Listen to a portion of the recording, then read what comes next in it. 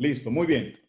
Entonces, vamos a retomar brevemente el texto del Salmo 90. Dijimos que vamos a tratar este bloque del libro número 4, desde el Salmo 90 hasta el Salmo 100. Básicamente, estamos hablando de estos 10 salmos y hablamos, según el texto del libro 4, nos dice que son salmos de Moshe, aunque entendemos que el 90 propiamente es de Moshe, y nos dice Tefilá de Moshe, varón de Elohim.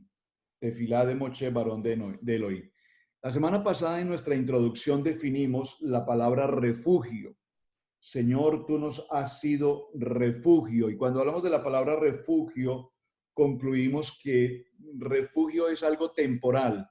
Por lo tanto, la palabra refugio no sería la palabra más adecuada en esta porción, toda vez que no es Yeshua, Adonai, no es algo temporal, es algo que debe ser permanente. Y cuando hablamos de permanencia, mencionamos también la importancia de la palabra morada, una suite, una habitación. La palabra dice que nosotros somos el templo del Ruach HaKodesh. No somos un templo temporal, somos un templo permanente.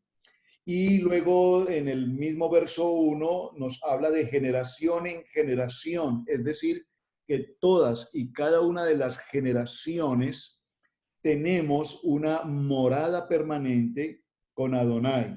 Es bien importante que tengamos presente que en algunos textos, por ejemplo, creo que en el libro de Reyes se nos habla de que el pueblo de Israel, o en varias ocasiones, el pueblo de Israel tuvo cercanía con algunos dioses, con idolatría, y puntualmente lo vamos a ver justamente en el parashá de hoy.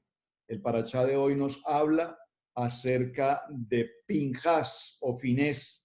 Y recordemos que el pecado más grave que se comete después de Balac, recuerden a Balac, Balaam, cuando trataron de maldecir al pueblo de Israel, realmente Balaam nunca logró maldecirlo porque no, Dios no se lo permitió, número uno. Número dos, pero sí Balaam dio un consejo a Balac, y el consejo es que el pueblo de Israel estaba guardado por Adonai, por lo tanto era imposible vencerlo, pero si se permitiera que el pueblo cayera en un pecado, entonces el pueblo tendría una debilidad.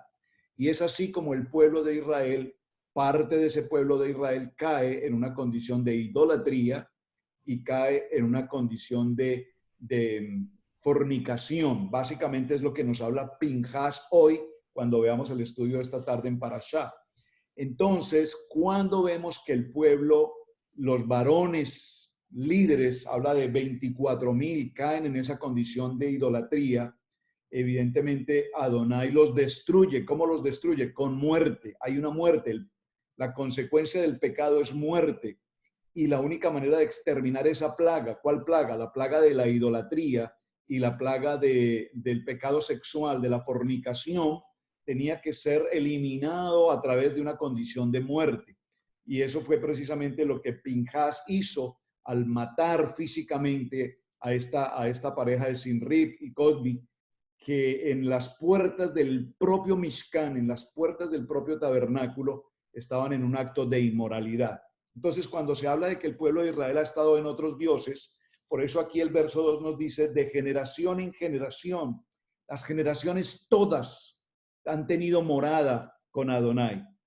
Antes de que naciesen los montes y se formase la tierra y el mundo, desde el siglo hasta el siglo, tú eres Adonai. Aquí hay dos palabras muy interesantes y las leemos con detenimiento.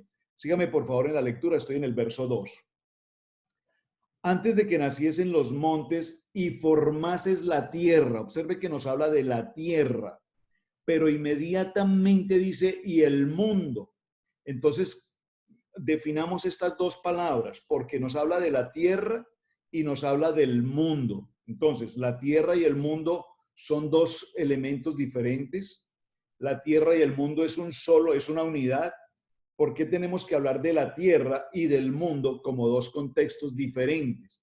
Y es muy interesante porque la palabra tierra, ustedes recuerdan en hebreo, la palabra tierra es Eretz. Y cuando nos habla de Eretz, nos está hablando básicamente de lo que es como el cosmos, Es decir, no hay cielo, es simplemente todo el contenido, el compendio, el eretz. Pero cuando nos habla del mundo, la palabra en hebreo es la palabra teve, teve. Y la palabra teve hace referencia específicamente a Israel. Entonces, si parafraseamos un poco el texto del verso 2, antes de que naciesen los montes y formases el universo y a Israel, la tierra, toda la tierra, Israel, desde el siglo y hasta el siglo tú eres Adonai, es decir, Bereshit. En el principio, Bereshit 1:1, en el principio creó Adonai, que creó los cielos, el Eretz y la tierra, Israel. Esos dos conceptos son importantes que los tengamos presente y básicamente lo que nos está definiendo el verso 2. Ahora, el verso 3, vuelves al hombre hasta ser quebrantado. Es muy interesante esta palabra quebrantamiento aquí, porque quebrantamiento aquí nos habla del hombre que endurece su corazón, del hombre que tiene su conocimiento propio, su intelecto, su autocapacidad de ser un hombre productivo, eficaz en su propia fuerza. Pero cuando nosotros somos efectivos o eficaces en nuestra propia fuerza y no permitimos que la voluntad de Adonai, es decir, la voluntad cual, buena, perfecta y agradable de Adonai, haga parte en mi vida, el Eterno tiene que pasarme por un proceso de quebrantamiento. Recuerden que lo vimos en estos días en uno de los parachá. Quebrantamiento significa pasar por el desierto. Y cuando pasamos por el desierto, en las pruebas del desierto, el desierto no es para matarnos, dice una frase muy interesante por allí. El desierto no es para morir. El desierto es para formarnos. El desierto es para establecernos. El desierto es para eliminar de nuestro carácter y de nuestro pensamiento y de nuestra cultura tan radical que tenemos, todo aquello que nos impida una verdadera comunión o una verdadera intimidad con Adonai. Entonces aquí nos dice en el verso 3, vuelves al hombre hasta ser quebrantado. ¿Cuántos de nosotros hemos conocido de Adonai no por revelación, como dice la pastora Pili, no por revelación, sino por persecución? Es decir, cuando llegamos a una condición de persecución, de prueba, de desierto, allí fuimos quebrantados. La palabra quebrantados aquí traduce también como migaja. Cuando nosotros somos como migajas, es decir, como la vasija y el alfarero. Dice que el alfarero rompe la vasija hasta prácticamente pulverizarla y posteriormente las manos del alfarero la pueden reconstruir. Bueno, esto es lo que nos está hablando el verso 3. Nos vuelve migajas para volvernos a reconstruir. Y dices, atención que aquí la palabra y dices, 2 puntos, convertidos. Cuando nosotros entendemos la palabra conversión, normalmente decimos yo me convertí a los 12 años, yo me convertí a los 20 años, yo tengo un mes de convertido. Pero la palabra convertir aquí, más que convertir, es la palabra regresen. Es lo que estamos haciendo justamente hoy. Estamos regresando por las sendas antiguas. Estamos regresando por el principio de la Torá. Estamos regresando. Por eso él dice, y dices, regresen hijos de Adán. Aquí dice hijo de los hombres. Regresen hijos de Adán, porque 1000 años delante de tus ojos son como el día de ayer que pasó y como una de las vigilias de la noche. Es interesante. Perdónenme que voy un poquito rápido hoy porque es que quiero que el Salmo 40, el Salmo 90 quede totalmente, lo evacuemos hoy. Dice, si usted observa la lectura del verso 4, es muy común y escuchamos con mucha frecuencia que 1000 años para Adonai son como un día y un día como 1000 años. Pero realmente esa frase, aunque obviamente es cierta, es más una expresión de carácter cultural. Es una expresión, si puedo decir, un modismo hebraico. Es una expresión que nosotros típicamente usamos. A ver si me explico.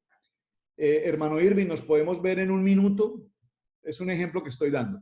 Nos vemos en un minuto, pero ese minuto puede ser una hora, puede ser mediodía, o le decimos a una persona, dame un minuto, ya te llamo. y ese minuto es más tarde. Yo entiendo que más tarde te puedo llamar. Más tarde puede ser 1 hora, más tarde pueden ser 20 minutos, más tarde puede ser 2 horas más. Entonces es una expresión de modo cultural. Y es lo que estamos viendo en el verso 4. Porque 1000 años delante de tus ojos son como el día de ayer que pasó y como una de las vigilias de la noche. Ya vamos a entrar un poquito a definir esta porción del verso 4. ¿Por qué? Porque es que nosotros tenemos un concepto del tiempo, nosotros todo lo medimos por tiempo, es decir, la reunión empieza a las 8, pero como estuvimos desde las 8 y tuvimos un problema técnico, se nos fueron 10 minutos. Entonces a eso le llamamos el tiempo cronos, el tiempo cronos. Nosotros los seres humanos vivimos en el cronos, el día, la semana, el mes, el año, la hora, el minuto, ese se llama tiempo cronos. Entonces el verso 4 lo que está haciendo es una reflexión del tiempo de Dios. Y el tiempo de Adonai no es el tiempo cronos de nosotros. Por lo mismo también la palabra dice que tus pensamientos no son mis pensamientos. Porque el tiempo de Dios para él un día pueden ser 1000 años, como 1000 años puede ser un día. Entonces, aquí no nos habla específicamente que nosotros escuchamos, por ejemplo, cuando vamos a Apocalipsis y decimos es que 6000 años está hablando de 6 milenios, 6 milenios está hablando de 6 momentos. Tenemos que hacerle un estudio a esto. Es algo muy hebraico, es una expresión popular, digámoslo de otra manera. Verso 5.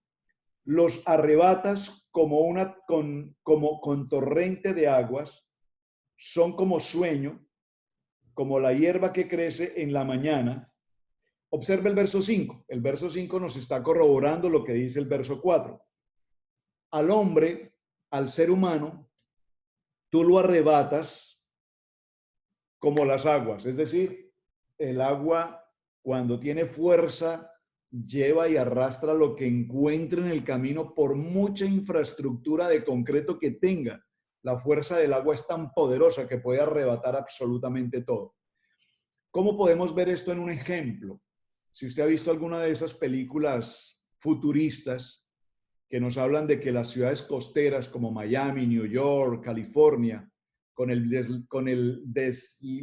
deshielo, está bien la palabra deshielo, con el deshielo de los glaciales, hay aumento en los niveles en el mar. Y ese aumento de agua en el mar va a ocurrir de que se extienda hacia las zonas costeras e incremente con olas gigantes que van a absorber completamente las ciudades y las va a cubrir de agua. Entonces, por muy altos que sean los rascacielos físicamente hablando, dice este texto, los arrebatas como torrente de agua. El agua viene y sepulta absolutamente, cubre absolutamente lo que haya. Y luego nos dice, y es como un sueño, es decir, es algo fugaz. Tú tienes un sueño y es algo totalmente pasajero, es algo que se sucede y pasa. Ese es un sueño. Y repito, ¿por qué? Porque para Dios no está el tiempo cronos, es el tiempo de Él. Como la hierba que crece en la mañana. Esta palabra de como la hierba que crece en la mañana, si usted lo ve, por favor, permítame un segundo, vamos al Salmo 103:15. En el Salmo 103:15, cuando habla de esto de la hierba, está hablando del ser humano, del hombre. Veámoslo como en el Salmo 103 nos corrobora esto. Salmo 103, verso 15 dice, el hombre como la hierba son sus días. Amén. Qué bonito, ¿verdad? El hombre es como la hierba. Nace, pasa un día que pueden ser como 1000 años y sencillamente desaparece, como el agua lo lleva, lo desaparece o se seca. El hombre como la hierba son sus días. Florece como una flor del campo que pasó el viento por ella y pereció y su lugar no lo conocerá más. Así de sencillo. Ese es el hombre. Entonces estamos viendo que el hombre tiene que pasar por un proceso de quebrantamiento. El hombre no es dueño de su tiempo, aunque vivimos en el tiempo cronos. El hombre es un ser dependiente de la voluntad de Dios en el tiempo de Dios. Y lo que nosotros llamamos 40 años, 50 años, 70 años, que ya va a hablar de eso el Salmo, pues esos, aunque pareciera que una persona viva 80 años, pareciera que vivió mucho tiempo, pero realmente es como la hierba. Empezó y ¡pum! 80 años se secaron y se pasaron como las aguas con un torrente que lo desaparecen en un abrir y cerrar de ojos. Entonces, en la mañana florece el hombre, crece, es decir, cambia, se renueva, se proyecta, forma familia, tiene un hogar, etcétera, pero la tarde se corta y muere. Verso 7. Porque con tu furor somos consumidos. Aquí la palabra furor en la Biblia, si usted ha hecho la lectura de diferentes textos, va a notar que la palabra furor de Dios nos hace referencia siempre a la palabra ira. Pero hay que tener presente que Dios no es Dios de emociones. Hay muchos textos bíblicos que dicen que la ira de Dios y la ira de Dios y el enojo de Dios y el enojo de Dios. Pero recordemos que Adonai no es de iras o de enojos, porque Adonai no es sentimental ni emocional. Y si Él no es emocional, entonces la ira de Dios no es parte de su carácter. Él es Él. Él no es sí o no. Él es tal vez sí o tal vez no. No, Él es Él.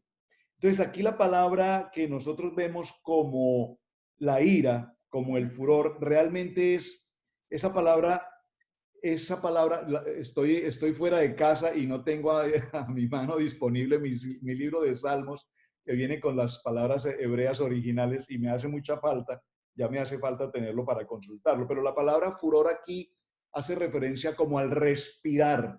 Digo al respirar entre comillas, Dios tampoco es que respire o se canse, me explico, pero para poderlo entender es como el aire. Entonces el furor de Dios es como el aire que se enfurece, que se hace más veloz, y ese aire nos consume. Con su ira somos turbados. Cuando el aire de Dios, cuando el Rúa, si lo puedo decir así, viene con nosotros y nos exhorta y nos reclama, entonces nos produce que estemos turbados, o mejor la palabra es que estemos atónitos, que estemos como impactados, como sorprendidos. Y es cuando el Ruach HaKodesh viene a nosotros, el Rúa lo entendemos como el espíritu, como el aire de Dios, que nos dice, esto que estás haciendo está equivocado, esto que estás haciendo no es lo que la palabra te dice que debes hacer, y nosotros tomamos la decisión de hacerlo o no hacerlo, que ese es un tema que debemos tratar también en otro momento. Hacemos otro paréntesis y tratamos un tema que se llama el libre albedrío. Es muy importante que tengamos presente el libre albedrío. Cuando yo elijo, o cuando Dios me permite elegir, o cuando Dios determina si es que es Él el que determina lo que yo soy o lo que debo hacer. Porque normalmente lleguemos a una conclusión. Nosotros somos lo que quisimos ser. Es decir, si una persona se hace médico, es porque tuvo la vocación, el esfuerzo de prepararse para ser un médico. Si se hizo un arquitecto, tuvo el esfuerzo, la capacidad, el conocimiento para hacerse un arquitecto. De tal manera que nosotros formamos nuestro lineamiento hacia el cual nos encaminamos. Y por supuesto el Eterno nos ha dado, si lo puedo decir así, la virtud, el don, el talento para ejercer la profesión que sabiamente hayamos elegido. Usted sabe que hay muchos médicos que eligieron ser médicos, pero no tienen la habilidad o el don de parte de Dios para ejercer esa profesión. Entonces, de eso tenemos muy malos médicos con muy malas praxis o con muy malas prácticas. Y el hermano Jorge, está aquí hermano Jorgito, que es arquitecto, pues tenemos muy buenos arquitectos que tienen una gran capacidad, pero que no tienen el don que Dios les dio para ejercer esa profesión. Entonces, como lo dio en una enseñanza hace unos días muy interesante, se construyó un edificio sin colocar una columna en un punto determinado, porque en ese punto determinado había una roca, y los arquitectos concluyeron que esa roca sería un buen soporte. Sin embargo, con el paso del tiempo, notaron que el edificio se grieteó y hubo necesidad de retirar esa roca, que no era lo suficientemente sólida, para posteriormente colocar el verdadero fundamento que debía ir. ¿Ves, hermano Ojito, que sí escuché tu clase? Muy bueno. Muy bien, seguimos. En la mañana florece y crece y a la tarde es cortada. Porque su furor, vamos allí, pusiste nuestras maldades delante de ti y nuestros hierros a la luz de tu rostro. ¿De qué nos está hablando aquí esta porción del verso 8? Siempre el Eterno colocará delante de él, a nuestros ojos, todo aquello en lo cual nosotros hayamos caminado equivocadamente. Aquí la palabra utilizada es con hierros, es decir, ¿cuántas veces nos equivocamos? ¿Cuántas veces dijimos lo que no teníamos que decir, ver lo que no teníamos que ver, hacer lo que no teníamos que hacer? Hemos hierrado, hemos cometido muchos hierros, tal vez hierrado no sea una palabra correcta. Hemos cometido muchos hierros y esos hierros, errores, traen consigo consecuencias y el Eterno siempre nos pondrá frente a esos errores para decirnos puntualmente, has equivocado tu camino en estos aspectos. Muy bien, vamos con el verso 9. Vamos a la mitad. Porque todos nuestros días declinan a causa de tu ira. Observen que aquí nuevamente utiliza la palabra ira. Pero la palabra ira, repito, no podemos ver la ira de Dios, no podemos ver la mano de Dios. Por ejemplo, hay una palabra que dice que Moshe hablaba cara a cara con Dios. Bueno, Dios no tiene cara, Dios no tiene mano. Y el brazo extendido de Dios, Dios no tiene brazo. Son palabras que se utilizan para dar a entender una acción de Adonai a nuestro favor. Entonces, porque todos nuestros días declinan a causa de tu ira. La palabra ira aquí en el texto original viene de una palabra que se llama la palabra hebrá. Esa palabra hebrá o abar es una palabra que significa traspasar límites. Cuando yo traspaso límites, yo sé que estoy traspasando un límite. Yo sé que el lugar donde estoy tiene un límite y si yo traspaso ese límite estoy cometiendo un error. Entonces aquí dice, porque todos nuestros días declinan a causa de tu ira, acabamos nuestros años como un pensamiento. El Eterno nos ha dado límites. A ver, ustedes recuerdan cuando el pueblo de Israel recién estaba al borde a la falda del monte Oreb, el Eterno le dice a Moshe, prepara a tus ancianos, a tus ministros, y súbelos a la montaña y forma un límite alrededor de la montaña del cual ninguno de ellos, a excepción tuyo, podrá pasar. Es decir, que para pasar ciertos límites necesitamos tener la santidad, el privilegio, el permiso de Dios para pasar a un lugar determinado. Asimismo es el Mishkan. El Mishkan, que tiene el lugar santo, el lugar santísimo, tiene límites. Y al lugar santísimo nada más que el Cohen Gadol podía pasar. Eso tiene que ver también con lo que vamos a ver esta tarde con el estudio de Parashá en Pinhas. Miren qué interesante esa relación que estoy encontrando tan bonita aquí. Observen que el tabernáculo, ténganlo en mente por favor, está el Mishkan, el centro, el tabernáculo, bueno, la palabra es Mishkan, el centro, el Mishkan, la tienda. Alrededor de la tienda, recuérdenlo, se ubicaron las tribus, las 12 tribus, se ubicaron 3 tribus en cada costado, 3 al norte, 3 al sur, 3 al este, 3 al oeste, ¿recuerdan? Y alrededor de esas 12 tribus, en la parte exterior, en el círculo exterior, se ubicaron los pueblos que venían con Israel desde Egipto. Esos pueblos estaban en la parte exterior, es decir, que estos pueblos aún todavía no estaban realmente plenos en la presencia de Adonai. Ellos veían que el pueblo de Israel surgía, que al pueblo de Israel le iba bien, pero ellos no venían del concepto de un único Dios. Ellos venían del concepto teológico egipcio de muchos dioses, el río Nilo, etcétera, etcétera. Entonces, habían límites. Una parte externa alrededor del Mishkan, que era compuesto, vamos a decirlo, por incrédulos, por vacilantes. Una parte más interna, la parte interior, la parte media, que estaba conformada por las 12 tribus, 3, 3, 3, 3. Y el centro, donde está el Mishkan, en el que precisamente lo vimos en el Parashá, cuando nos habla de la puerta. Había una puerta en la puerta, si usted recuerda, en la puerta se encuentra Moshe, Aarón y los hijos de Aarón, los levitas. Dijimos allí en Juan el Eterno dice, yo soy la puerta. Frente a la puerta de la parte este del tabernáculo se encuentra la tribu de Judá, y de la tribu de Judá viene el Mashiach. ¿Por qué quise mencionar todo esto? Porque cuando veamos hoy el Parashá Pinjas, Finés, nos daremos cuenta que este hombre Simri trajo a una mujer moabita que era una princesa además. Él era un príncipe, un nazí, un hombre de una de las tribus, un hombre de alto nivel, que trajo consigo a una mujer princesa, también en prostitución, fue dada por su padre para que se prostituyera con este príncipe, y la trajo y la llevó ¿hasta dónde? Hasta el justo a la puerta este del Mishkan. Y allí, justo en la puerta este del Mishkan, frente a los ojos de Moshe, Aarón y los ancianos, tuvo una relación sexual con esa mujer.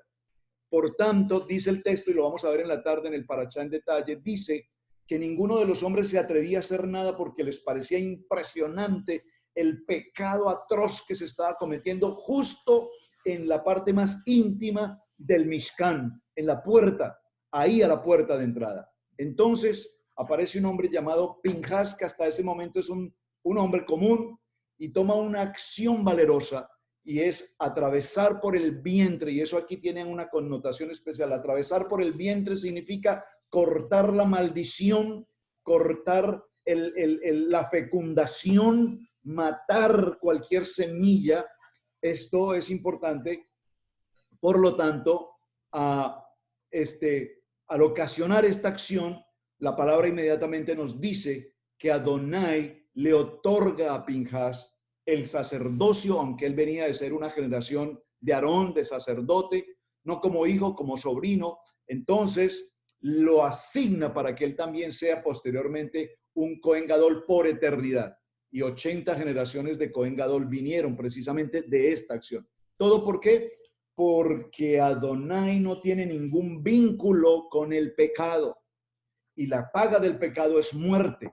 Entonces es lo que nos está diciendo en este texto, cuando nos dice que Él nos coloca frente a nuestra transgresión, frente a nuestro pecado, para que nosotros reconozcamos precisamente esa acción. Amén. Pusiste nuestras maldades delante de ti, nuestros yerros a la luz de tu rostro, porque todos nuestros días declinan a causa de tu ira, acabamos nuestros años como un pensamiento.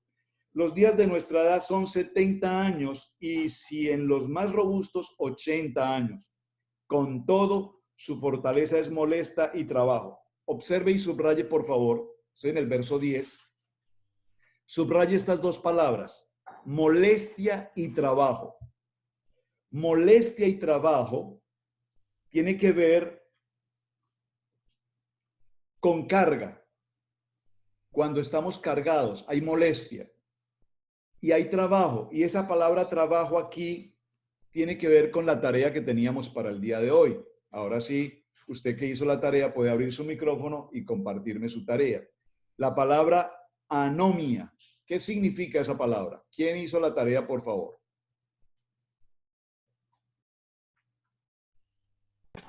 Es una ausencia de leyes sociales. Perdón, hermano Johan, repíteme. Es una ausencia de leyes sociales. La ausencia de, no te entiendo bien. Ausencia de leyes sociales. Ok, la ausencia de leyes sociales. Es una definición muy buena. Hermano Irving, ¿vas a decir algo? ¿No? ¿Alguien más que hizo la tarea?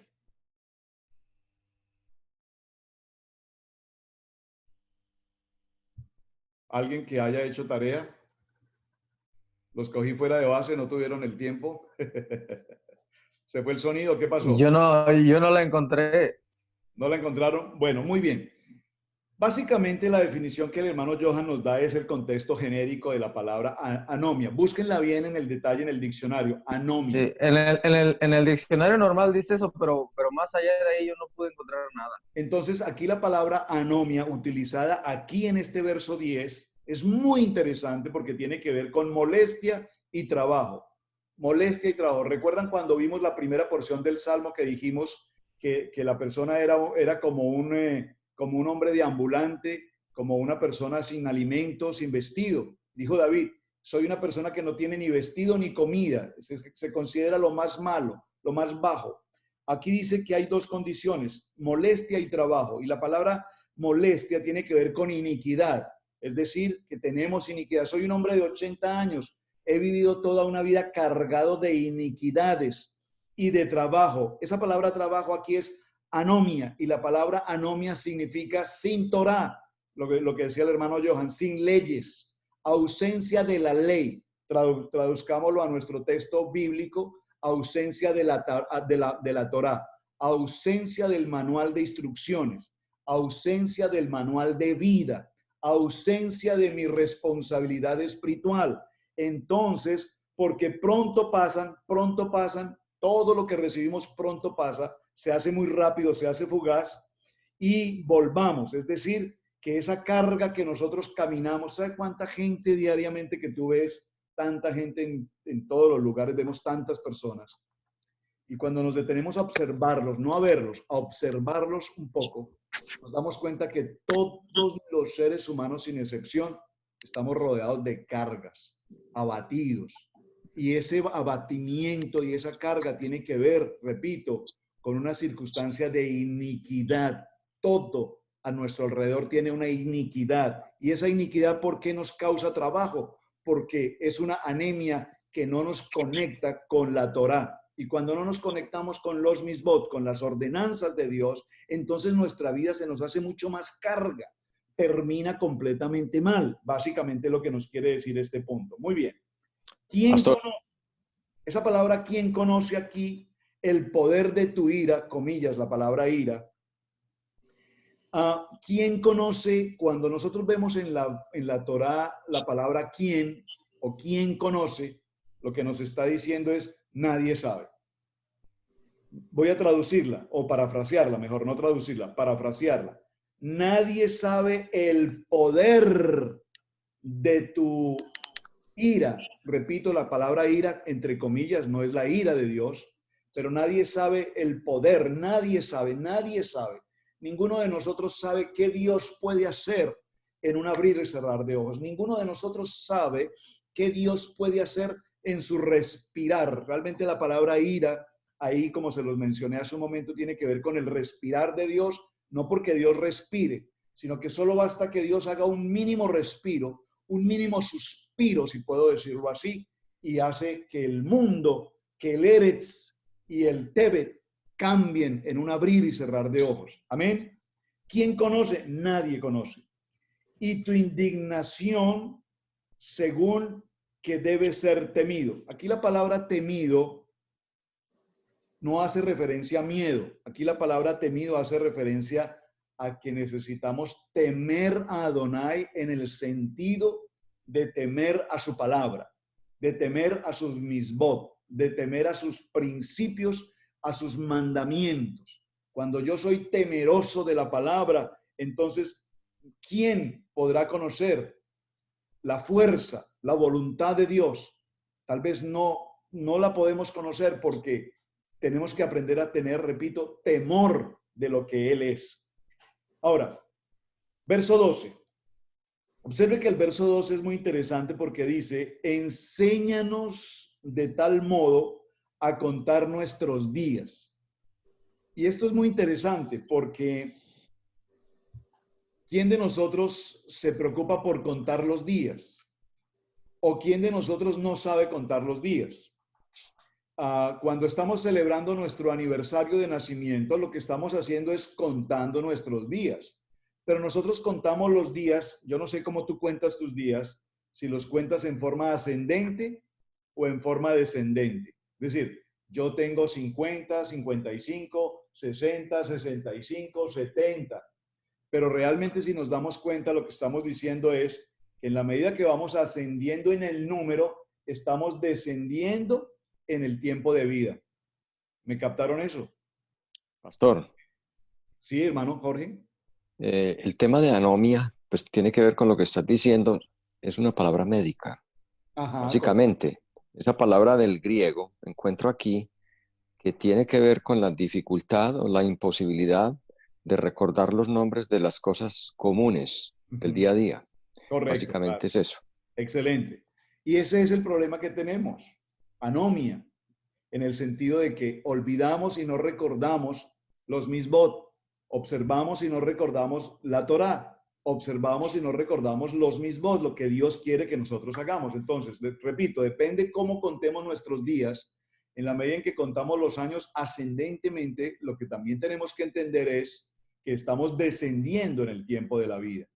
Es interesante notar que, yo lo digo por el caso personal, yo veía a mis hijos hace unos años y los veía más bajos que yo.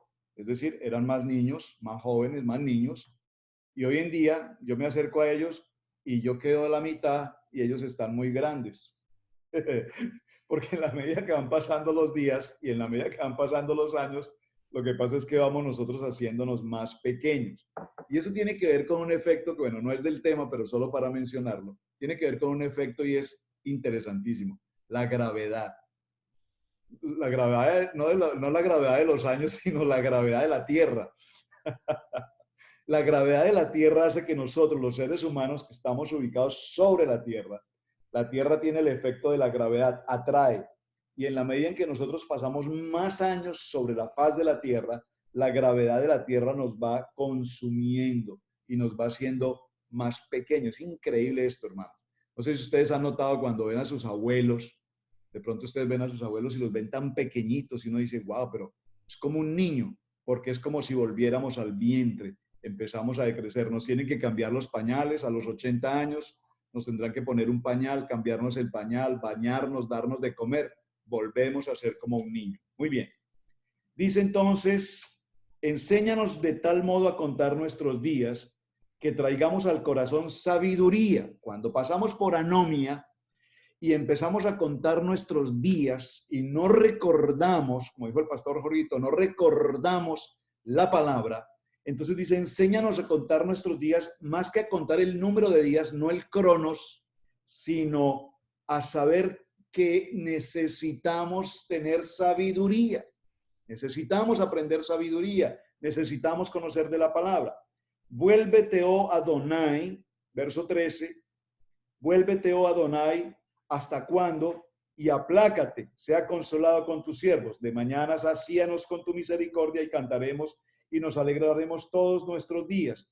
Alégranos conforme a los días que nos afligiste y a los años en que vivimos el mal. Aparezca en tus siervos tu obra y tu gloria sobre sus hijos. Esta palabra en el verso 16, aparezca sobre tus siervos tu obra, tu actuar.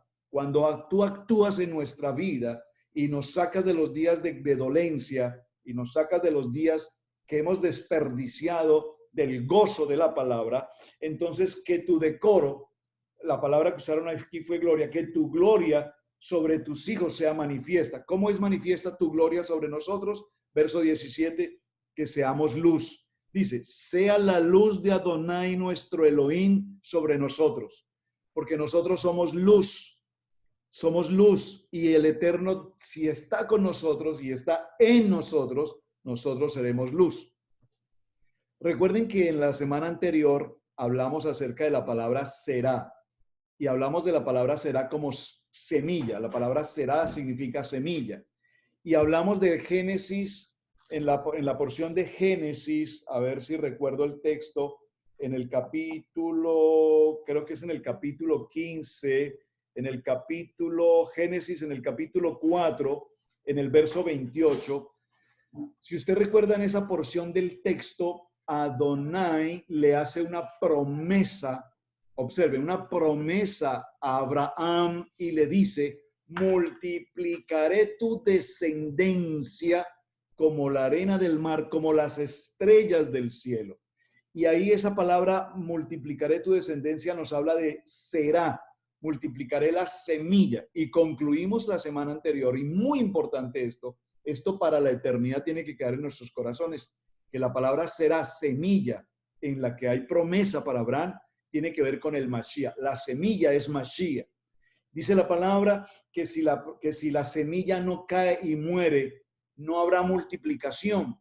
Mashiach muere y luego viene el proceso de resurrección y luego viene el proceso de nosotros los creyentes que nos multiplicamos en la tierra como la arena del mar y que somos como las estrellas del firmamento que alumbramos. Por eso aquí dice, sea la luz, tu delicia, de Adonai nuestro Elohim sobre nosotros, y la obra de nuestras manos confirma sobre nosotros, si la obra de nuestras manos confirma. Entonces, cuando el Eterno viene a nosotros y nos trae de regreso la sabiduría, que fue lo que vimos en la palabra del texto, a ver, ¿dónde quedó la palabra? Dame sabiduría. Acabamos de leer la palabra sabiduría. ¿Dónde nos quedamos? ¿Quién me encontró la palabra sabiduría? Se me fue. Y danos sabiduría cuando... En el 12. En el verso 12, gracias, sí, correcto. Tráiganos al corazón sabiduría. La palabra sabiduría es el temor de el principio de la sabiduría es el temor a Adonai. Y cuando nosotros tenemos la sabiduría de Dios en nuestros corazones, entonces que la luz de Adonai, que la delicia de Adonai, que la dulzura de su palabra sea con nosotros, esté sobre nosotros, Elohim, y seamos luz, y que la obra de nuestras manos, conforme a la sabiduría de la Torá, limpie toda anomía que no recordaba y me permita tener kadosh sabiduría para que mis obras sean confirmadas, de tal manera que todo cuanto yo haga, todo cuanto yo camine y todo cuanto yo viva, sea conforme a la voluntad y al propósito de Adonai. Amén. 9 en punto, hermanos. Recuperamos el tiempo. Esto es básicamente el Salmo 90. Como ustedes ven, hermanos, ¿por qué quise hacer el ejercicio de esta manera? Porque leemos la porción de cada salmo y los salmos son bellos, los himnos son maravillosos, Teilim, maravillosos. Pero cuando empezamos a discernir cada palabra que encontramos en cada himno, nos daremos cuenta que buena parte de los textos que estamos utilizando hoy en nuestro maravilloso lenguaje español están un poco distantes del verdadero sentido original en el idioma original, en el hebreo. Por lo tanto, por eso mi propósito es que ustedes tengan siempre a mano su concordancia, su diccionario de hebreo, consultemos, busquemos, evaluemos las palabras y entenderemos con mucha mejor claridad la porción que acabamos de leer del verso 12, cuál es la sabiduría que Adonai desea que realmente nosotros tengamos. No una palabra diferente, sino el verdadero sentido de lo que esa palabra quiere significar. El trabajo de nuestras manos, cuando habla del trabajo de nuestras manos, no está hablando de tu trabajo en construcción o en cualquier otro tipo de cosa.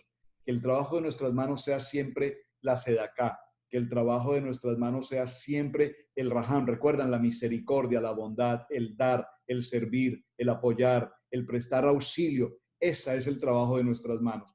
¿Cómo logramos que el trabajo de nuestras manos sea de bendición, que sea una verdadera verajá?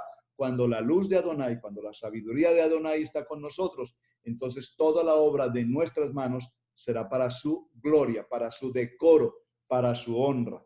Amén, amén y amén. Pastor, qué pena, una consulta. Es que no me quedó muy claro el tema en cuanto a la ira, porque me dice que la ira no hace parte de Dios, pero pues digamos, en el versículo 9, el 8 al 9, desplegas nuestros pecados delante de ti, nuestros pecados secretos, y los ves todos. Vivimos la vida bajo tu ira y terminamos nuestros años con un gemido. O ya vemos en el versículo 14, sácianos cada mañana con tu amor. No me quedó claro porque pues entendí que pues la ira no hace parte del carácter de él, pero si no hay ira tampoco hay amor. Y son dos cosas que son contrarias, pero son parte de una... Excelente, hermano John. Pareciera que fueran contrarias, pero ¿qué nos dice la palabra? Que Él es amor. Precisamente, Dios es amor. No dice que Dios tiene amor. Dios es, Adonai es amor. Por lo tanto, cuando nos dice que Él es amor, no puede estar en Él una emoción, un sentimiento o una ira o un malestar o una inconformidad. Lo que pasa, hermano Johan, es que la palabra ira realmente, no quería entrar al detalle, pero ya que lo tocaste, lo vamos a dejar como inquieto en sus corazones. La palabra ira en el original hebreo realmente es la palabra como la palabra nariz, como la palabra nariz. Es decir, que si el respirar de Dios, si Dios respira con fuerza, destruye el universo. Entonces, no es su ira, no es que Él destruya algo por ira, por contienda, porque lo que sí tenemos que tener claro, distinto es lo que vamos a ver en Pinjas hoy, que cuando hay pecado en la casa, el Eterno no tiene negociación, no tiene, a ver, deme otra palabra para negociación, no tiene parte, no tiene vínculo, no tiene unidad, no tiene participación, no tiene correlación con el pecado. Entonces, ¿por qué razón Adonai permite que Pinjas mate a Zimri? Porque el acto de idolatría y de perversión sexual cometido en la puerta del Mishkan era algo que no se puede permitir en la presencia de Adonai, porque Él es amor. Y la misma palabra nos dice, hermano Johan, que porque Él es amor, Él nos corrige. Porque Él es amor, Él nos pone en condición de oprobio, de prueba, de desierto, para que aprendamos en el oprobio la manera como corregir el lugar donde estamos equivocando. Pero no es la ira de Dios, porque repito, la ira de Dios no. Es la nariz, el respirar de Dios. Amén. ¿Alguna otra inquietud, mis amados hermanos? Muchísimas gracias por acompañarnos hoy. ¿La tarea cuál es? Recuerden la tarea. El hermano Enrique la semana pasada nos dejó una inquietud muy interesante con el tema de los pactos. Yo tengo ya la tarea hecha sobre el tema de pactos porque le prometí que trataríamos sobre el tema. Solo para reflexionar en la palabra Brit. La palabra Brit Milá, cuando hace referencia a circuncisión, circuncisión es diferente a Brit Milá, de hecho. Nosotros entendemos Brit Milá como circuncisión. Es una palabra similar, pero no es la misma expresión culturalmente ni bíblicamente hablando. El Brit Milá es una promesa que yo hago con Dios de entregar mi vida completamente a Él a través de un acto, de un pacto, en este caso, hermano Enrique, de un pacto en el que se corta, en el que hay sangrado muy bien, y eso hace que se haga un pacto de promesa llamado Brit Milá. Pero hay pactos que no necesariamente conllevan sangre. Hay diferentes tipos de pactos. Entonces, les pido, mis amados hermanos, que hagamos un estudio cada quien, evalúen sus textos sobre lo que son los pactos, los tipos de pactos, cuántos tipos de pactos tenemos, y posteriormente, más adelante, hacemos un paréntesis en la jornada y nos concentramos en una horita a estudiar específicamente los pactos, porque es un tema muy interesante. Así es que hemos terminado la hora, no quiero tomar más de su tiempo. Gracias al Eterno que el Internet funcionó, no estoy en casa y teníamos preocupación con el Internet, pero al Eterno gracias que funcionó perfecto, espero que sí. Muchísimas gracias para todos por acompañarnos. Shabbat Shalom y nos vemos a la tarde en nuestro tiempo de la reunión ya de la tarde, de nuestro cierre de jornada de Shabbat de esta tarde. Para todos. Shabbat Shalom, pastor. Gracias. Señor. Shabbat Shalom. Shabbat Shalom. Shabbat Shalom, Shalom. el Eterno bendiga. Shalom, shalom. Bye bye. Shalom. Shalom, Luchito. Shalom. Gracias. Ya nos vemos, si Dios permite. Ya Bueno. eso. Muchas gracias. Qué maravilla. Shalom, pastor. Hermano Leo, un abrazo para ti. Saludos a todos en casa. Shalom, muchas gracias. Hermano Héctor, gracias. Shalom. Bueno, ahora. Gracias. Hasta más Hermano tarde. Ángel, un abrazo. Me alegra saludarte. Shalom. Hermano Rodolfo, un abrazo. Gracias. Gracias, hermano Johan. Me encanta tu participación. Me alegra mucho verte ahí, Johan. Un abrazo. Pastor Johnny, un abrazo para ti también. Muchas gracias. Carlito, muchas gracias. Bueno, pastor, Estamos pendientes de nuestra tarea también. Un abrazo. Shabbat Shalom. Bendiciones, pastor. Gracias por la reunión. A ti un abrazo. Muchas gracias, Johan. Gracias para ti. Hermano Héctor, un abrazo. Ya lo saludé. Hermano Enrique, shalom. Muchas gracias. Este iPhone, ¿quién es este iPhone? No recuerdo, no sé, este iPhone no lo identifico. Ah, el hermano Henry. Hermano Salón. Henry. ¿Cómo están? 5 meses sin verte, hermano. Eso no lo puedo creer. Me tiene 5. atónito ese tema. 5 meses. ¿A qué hora se pasaron 5 meses, hermano? Pentateuco. Muy profético usted. Sí. Shalom, shalom, hermano Henry. Un abrazo. Salón. Salón. Ay, hermanos, para todos, hermanos. Buen día. Shalom.